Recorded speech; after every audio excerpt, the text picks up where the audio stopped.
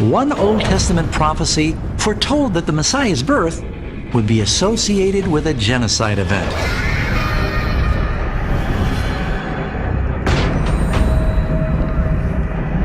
A voice was heard in Ramah, lamentation and bitter weeping. Rachel weeping for her children, refusing to be comforted for her children, because they are no more. Because of this violent attempt to take the life of baby Jesus, his parents were forced to flee into Egypt for safety.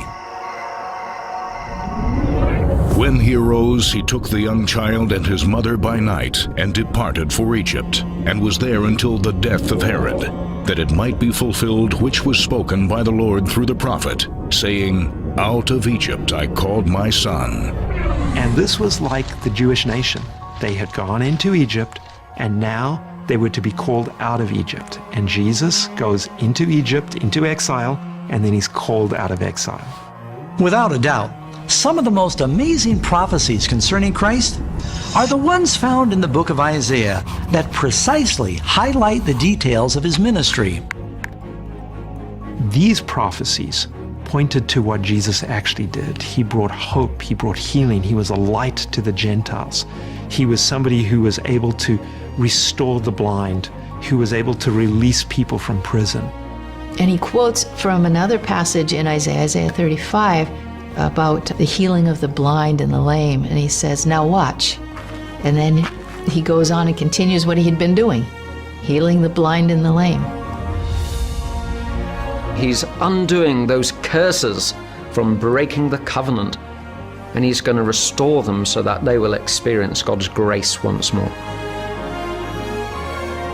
Jesus revealed great power during his ministry, healing the sick, calming the storms, even raising the dead.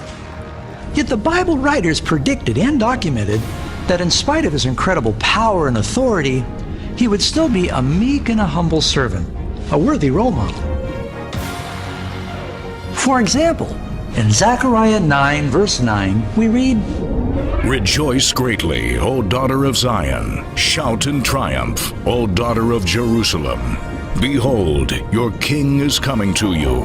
He is just and endowed with salvation, humble and mounted on a donkey, even on a colt, the foal of a donkey. 500 years before Jesus came, Zechariah had made a prophecy. He had said that a king would come riding in on a donkey, and that became a tradition. And so when he enters Jerusalem, with the crowd shouting, Hosanna, and laying their cloaks before him and palms, people would have understood, because they would have thought, Jesus is positioning himself as the king. He's about to launch a coup d'etat. But that was not the type of king Jesus was.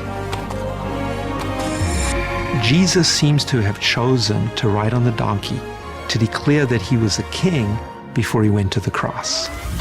This stunning event was witnessed by thousands of people just a few days before the crucifixion of Jesus, and yet it could have been easily disputed. Yet the writer, who witnessed the events, writes it as history.